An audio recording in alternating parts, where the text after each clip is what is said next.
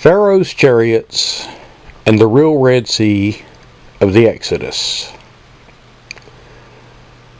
For most of the faithful of Christianity, Judaism, and Islam, the story of the Exodus from Egypt has been a fact which has not been questioned.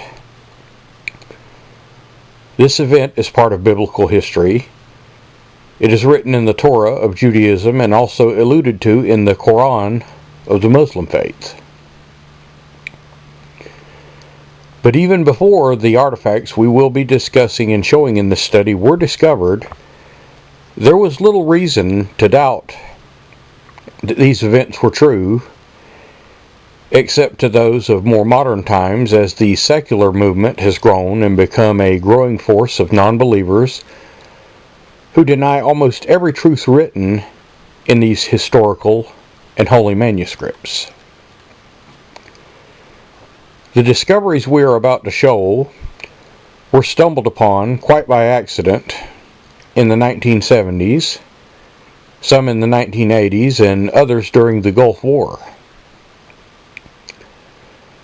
With regards to the Gulf War, Saddam Hussein had roughly 1,500 heavy tanks positioned on the border between Iraq and Saudi Arabia. And in order to conceal them, he buried them in sand, leaving only the gun turrets sticking out. These were well camouflaged and effectively made them invisible from the air or from ground surveillance units. But they were discovered. America shifted its spy satellite into position over the Iraqi desert, and the American spy satellite, which was equipped with infrared scanners, took pictures of the cold desert floor during the twilight hours from 155 miles above the Earth.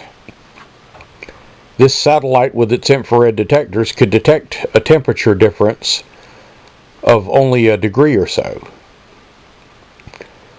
Now the satellite was placed in position to take pictures of the buried tanks because the tanks would heat up during the daylight hours, and because they were mostly metal, they would hold on to the heat long after the sun had gone down and the rest of the desert began to cool during the night.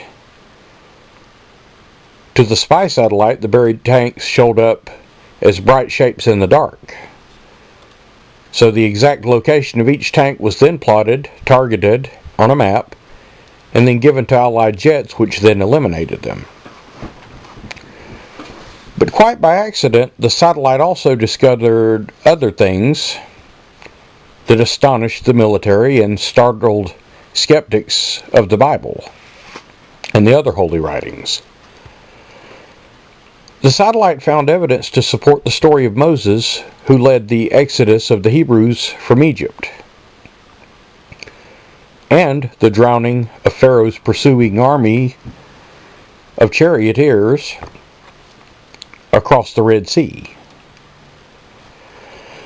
This biblical event is often attacked by critics who don't believe in God or Christ or any of the characters of the Bible other than that they were historical characters or historical figures at best. But before the Iraq War, while divers were searching for possible remains of this event in the Gulf of Suez, certain professors scoffed at the whole idea of the Bible story. They said it could not be the truth. Some said emphatically that the biblical Exodus and the parting of the Red Sea and the drowning of Pharaoh's army never really happened. Yet the American spy satellite discovered evidence that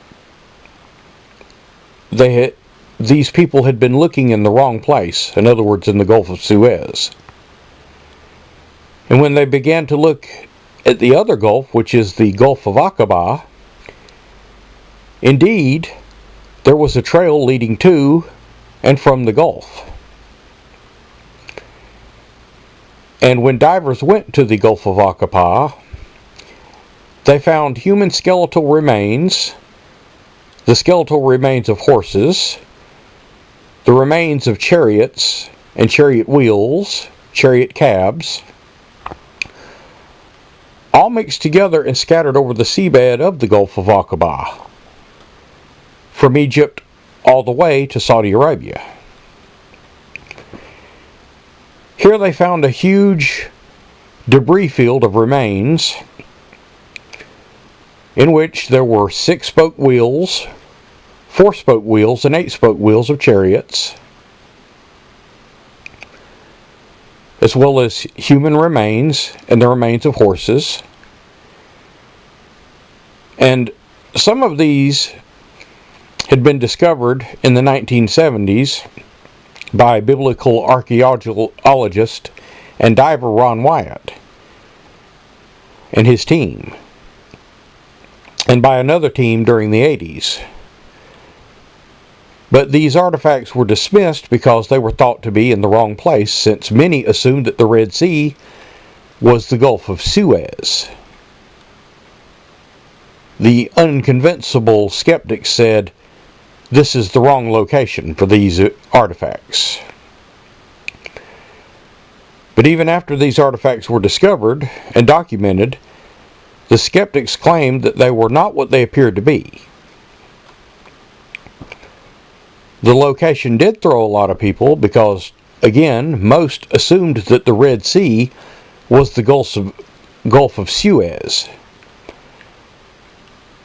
But according to the biblical account, the Red Sea parted and the Hebrews escaped on dry land to the opposite coast. But when Pharaoh's army pursued, the sea rolled back from both sides and drowned them all. Again, the skeptics came out and said the Gulf of Aqaba is not the Red Sea. So this find is in the wrong place. But if you look at a map of this area or a satellite photo, you will see that the Red Sea separates Africa from Arabia, then splits into 2 fingers: the Gulf of Suez in Egypt and the Gulf of Aqaba between Egypt and Saudi Arabia. Some have assumed that if the event occurred at all, it would have had to have happened in the Gulf of Suez, closest to Egypt. However, that is not so. If you take the geographical details given in the Bible report literally, they will actually not lead you to the Gulf of Suez, but to the Gulf of Aqaba, to a spot on the coast near Nuweiba. This is the exact place where the remains were found beneath the waves of the Gulf of Aqaba, all the way across to the other side on Saudi Arabia. If we look up the word red, as in Red Sea, from nearly any place it appears in the Bible, in the Strong's Concordance, it says that this word red means reeds or rushes, water plants of Red Sea, sea of rushes, arms of the Red Sea, the Gulf of Suez, and of the sea from the straits of the Gulf of Aqaba. The Gulf of Aqaba being bordered on the north by the land of the Edomites, or Edom, which means red and is probably where the name of this sea was derived. Now the Egyptians had war chariots in their army, and these, together with all the other Egyptian chariots, were used by the Egyptian army when they pursued after the children of Israel, as it is written in Exodus chapter 14, verses 6 and 7. And he made ready his chariot, and he took his people with him, and he took 600 chosen chariots, and all of them chariots of Egypt, and captains over every one of them.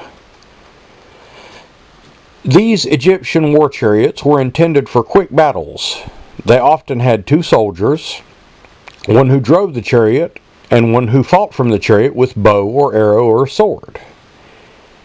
These chariots were relatively light. The bodywork was a basket or was made of wood or leather, in some cases even gold.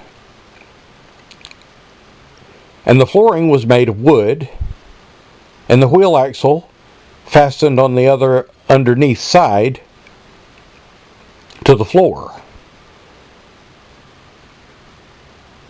And then a wooden shaft leading to the horses. This was also attached to the underside of the floor of the chariot. So then now let's go and take a look at some of these artifacts which were found on the bottom of the Sea of Aqaba, or the Gulf of Aqaba, which is the actual Red Sea. We will see chariot wheels, human remains, and horse bones, which were found on the floor of the Gulf of Aqaba. We see here a human rib cage and other bones from this underwater site. Even the vertebrae are visible, and when enhanced are more clear. And here is a femur, also found near the rest of these artifacts, again on the bottom of the Gulf of Aqaba. And here are other human leg bones which were recovered from the site.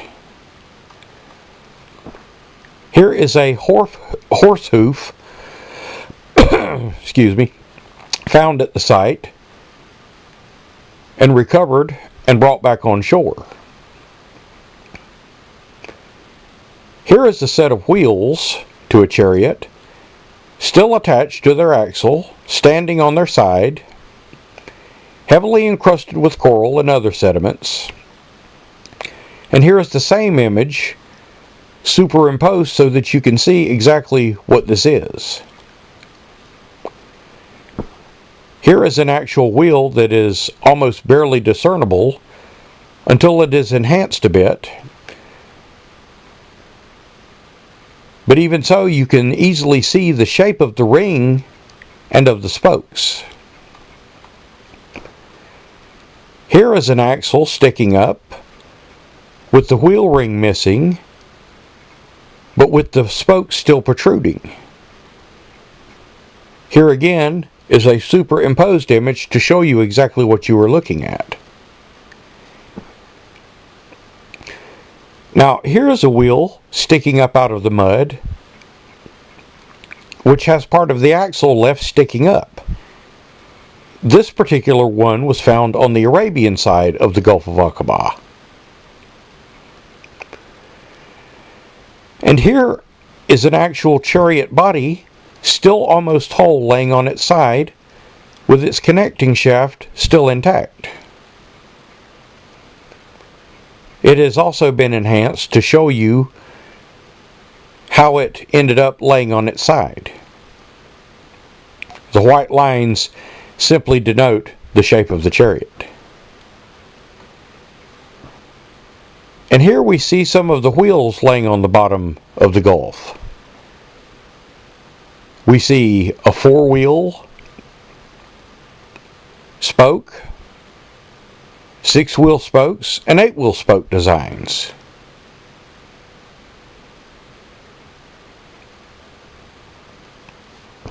And here are some of the depictions from actual tombs or actual drawings on walls in Egypt, showing how these chariot wheels lying on the bottom of the Gulf of Aqaba match up perfectly with Egypt's chariots. Here is an actual chariot cab found in the Red Sea. Now, here is one that is a 4-spoke wheel model, which looks like it could be a more modern wheel. Either that, or it was made of a heavy metal such as gold or some other metal, which was probably covered over by mud and has creeped back above the sediments. To me, this wheel looks more modern, but it's interesting that the skull laying on top of this wheel has been identified as being that of a horse. If this is indeed a chariot wheel, there's little reason to believe that it is not, considering its location with the rest of all these artifacts, and its depth in 200 feet of water. Then it is very well preserved for its age, and would be made from a material like gold or some other metal which the Egyptians had the ability to smelt, which was probably buried and protected from the coral or other forms of life on the ocean floor. This chariot with its four-wheel spokes made of this metal would have probably belonged to part of the Egyptian aristocracy. Now let's go and look at a real chariot from Tutankhamun's tomb.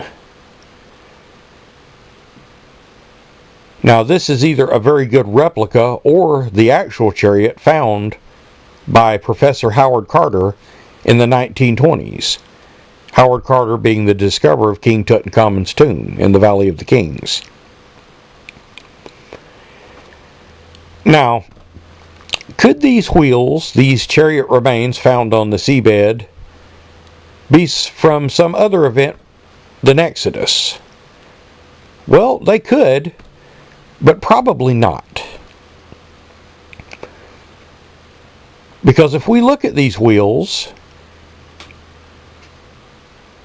and ask the question, what do these wheels tell us about the dates and about the events which caused them to end up here on the bottom of the Gulf of Aqaba, the number of spokes help us to arrive at a fairly precise answer.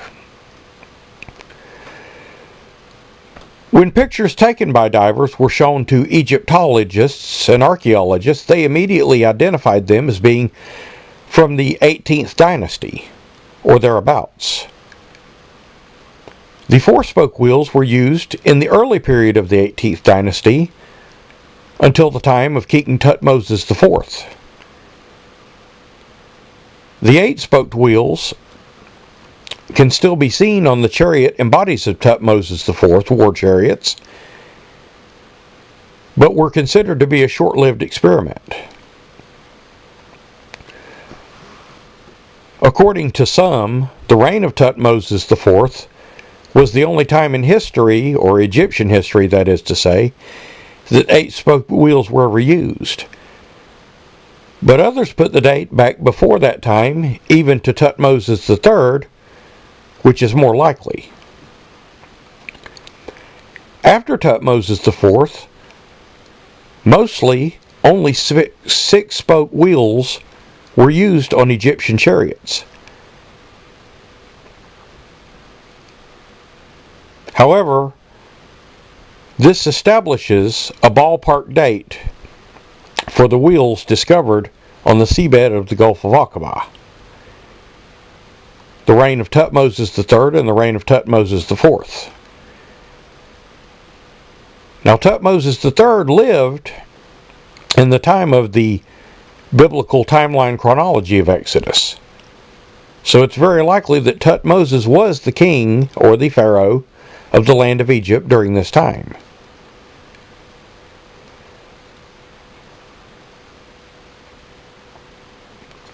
According to some biblical archaeologists and biblical chronologies or timelines, the Exodus took place around the year 1446 BC, which would be the reign of Thutmose III,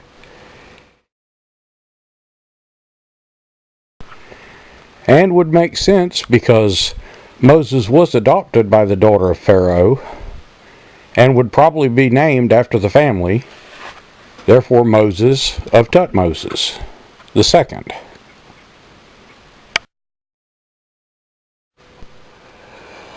Also found were two pillars, two granite pillars of Phoenician Israelite design, which were dated to be 3,000 years old, which many claim were put there by King Solomon to commemorate the crossing of the Red Sea.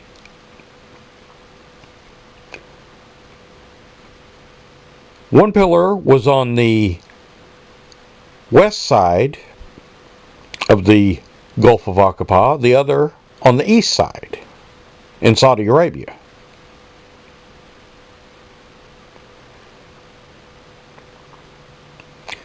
On the Saudi Arabian side pillar were found the words Moses, Pharaoh, Mitzrayim, which is Egypt, Yahweh, which is God's name, and the word Edom. Again, the land of Edom, of course, on the northern border of this body of water, and probably where the Red Sea gets its name. The pillar on the Saudi Arabian side has since been defaced and all of these names removed because of the hatred for Israel amongst modern Muslims. But back to the satellite photography. In searching for the military hardware in the Gulf War, the satellite showed up something interesting in Egypt. It showed a great desert road written of in Exodus. A discovery that shocked even hardened skeptics. As I noted, critics had said for years that the events of Exodus had never happened and were not real. Yet, Israel did become a people and a nation, and are still a people. They did come to the land of Canaan, and crossed over the river Jordan, and settled that land, and formed Jerusalem, and formed Samaria. Jerusalem, which still exists to this day. But also the satellite imagery, to everyone's amazement, showed up a thin red line. Heated areas show up as thin red lines or red lines to infrared scanners. Now, I don't have those photos. They're probably still classified. But here is a photo taken from satellite of the Great Desert Road, which I was able to find. But on the infrared photos, according to military experts who viewed them, was seen running eastward from the Nile Delta, in other words, the land of Goshen, referred to in the biblical book of Exodus, a road running eastward skirting the east side of the Red Sea. The book of Exodus states that the escaping Hebrew slaves in Egypt traveled around the desert road toward the Red Sea in Exodus chapter 13:8. The satellite photo team examined this red line with interest from the Nile Delta, and they noticed that the line went first eastward towards Succoth. Now, according to the book of Exodus, it was at Succoth that the Israelites, as they had left Egypt, were organized into ranks for the journey. The line extended over the high plateau of the traditional Sinai Peninsula, finally dropping down to what is today called the Gulf of Aqaba, at its easternmost finger of the Red Sea. Again, Nuweiba. Now, was this the route of the true Exodus? Well, it makes more sense than the Gulf of Suez. If you look at a map of this area, it would appear that, if this is true, the Hebrews were trapped with the Gulf of Aqaba in front of them and the foreboding mountains behind them, through which the pursuing army of Pharaoh came after them. As it is written in Exodus chapter 14, beginning with verse 19, and the angel of God, which went before the camp of Israel, removed and went behind them. And the pillar of the cloud went from before their face and stood behind them. In other words, between Israel and the oncoming Egyptians. Verse 20. And it came to pass and it came between the camp of the Egyptians and the camp of Israel. And it was a cloud of darkness to them, but it gave light by night to these, so that the one came not near to the other all night. In other words, they were protected all night long. Verse 21. And Moses stretched out his hand over the sea, and the Lord caused the sea to go back by a strong east wind all that night, and made the sea dry land, and the waters were divided. Verse 22. And the children of Israel went into the midst of the sea upon dry ground, and the waters were a wall thereof upon them on the right hand and on their left. Verse 23. And the Egyptians pursued and went in after them into the midst of the sea, even all Pharaoh's horses, his chariots, and his horsemen. Verse 24. And it came to pass that in that morning watch, the Lord looked upon the host of the Egyptians through the pillars of fire and of the cloud, and troubled the host of the Egyptians. Verse 25. And took off their chariot wheels, that they drave them heavily. In other words, slowed them down. So the Egyptians said, Let us flee from the face of Israel, for the Lord fighteth for them against the Egyptians. Verse 26. And the Lord said unto Moses, Stretch out thine hand over the sea, that the waters may come again upon the Egyptians, and their chariots, and upon their horsemen. Verse 27. And Moses stretched forth his hand over the sea, and the sea returned to his strength. And when the morning appeared, and the Egyptians were fled against it, the Lord overthrew the Egyptians in the midst of the sea. Verse 28. And the waters returned and covered the chariots, and the horsemen, and all the host of Pharaoh that came into the sea after them. And there remained not so much as one of them. In other words, they were all destroyed. Verse 29. But the children of Israel walked on dry land, upon dry land, in the midst of the sea, and the waters were a wall unto them on the right hand and on their left. Verse 30. Thus the Lord saved Israel out of the hand of the Egyptians, and Israel saw that the Egyptians were dead upon the seashore. In other words, some of them washed up on the shore. Verse 31. And Israel saw the great work which the Lord did upon the Egyptians, and the people feared, or better, revered the Lord, and believed the Lord and his servant Moses. And the evidence found at the Gulf of Aqaba, at Nuweiba, and across to Saudi Arabia suggests that this account is true and accurate.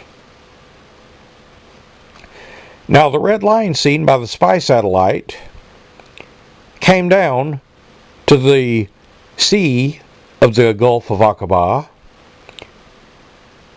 and then continued into what is present-day Saudi Arabia at the foot of a high peak known as Jebel el-Lawz, which is most likely the real Mount Sinai. The satellite team looked at the photo, and a red line that traced the route as if it were drawn by God's own hand, and traced the exact route of the Hebrew Exodus.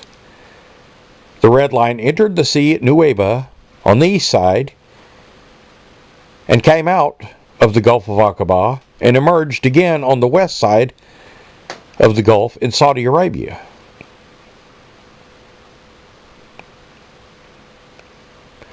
And the sea area between these two red lines is precisely where the dive teams discovered the Egyptian chariots, the wheels, and the skeletal remains.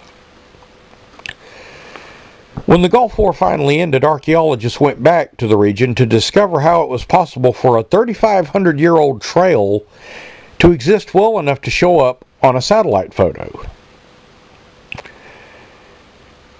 They found that a large, vast number of people, no doubt with much livestock, pulverized and disrupted the sand. Then during the desert nights, the humidity rose, thus wetting the powdery sand, making it hardened like unto a concrete-like substance. And through the years, the highway was buried by shifting sands, thus protecting the trail from the elements. However, during the day, just below the surface, it would heat up, much like the Iraqi tanks, being that it was more dense than the surrounding sand, and continue holding the heat longer into the cold nights, thus showing up brightly for the satellite. Now, is this all a coincidence? Very doubtful.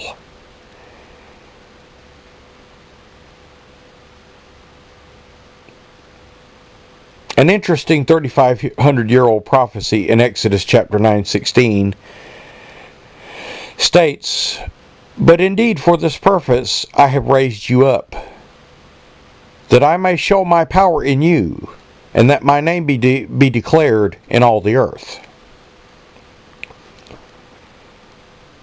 This event was so spectacular, unlike any other in history, that it has been the subject of many famous depictions or paintings, or Hollywood epics such as the Ten Commandments. And this historical event of 3,500 years ago or so has indeed been declared in all the earth. Now, this story should be an example to all Christians that God protects His own, and that Pharaoh here was a type of Satan, who is always in pursuit of the faithful, and his army with him. Yet God will destroy them in the end, and God's faithful shall be set free. Only now it is the truth which sets us free. You can see more about this incredible find right here on YouTube in a video called "Revealing God's Treasure, the Red Sea Crossing." So, are these Pharaoh's chariots or something else? Well, you will have to decide that. But it is a foregone conclusion that disbelievers and naysayers will automatically say, no, no, no, these are not Pharaoh's chariots, and these artifacts must have some logical explanation other than the biblical story for how they came to be at the bottom of the Gulf of Aqaba. But then again, if Moses himself were to transfigure right before them, as he did with Elijah, accompanying Jesus on the Mount of Olives, and he was to tell these disbelievers that yes, these were indeed the chariots of Pharaoh that followed the children of Israel during the Exodus, they still wouldn't believe. Anyway, this evidence is presented for you to make up your own mind. And may our Father reveal the truth to you on this matter, and to all who diligently seek His counsel and wisdom in His Word. And may He reveal much more to you, for there are many more truths in the Bible than people know. Thank you for listening and watching this presentation. This has been Just Thoughts.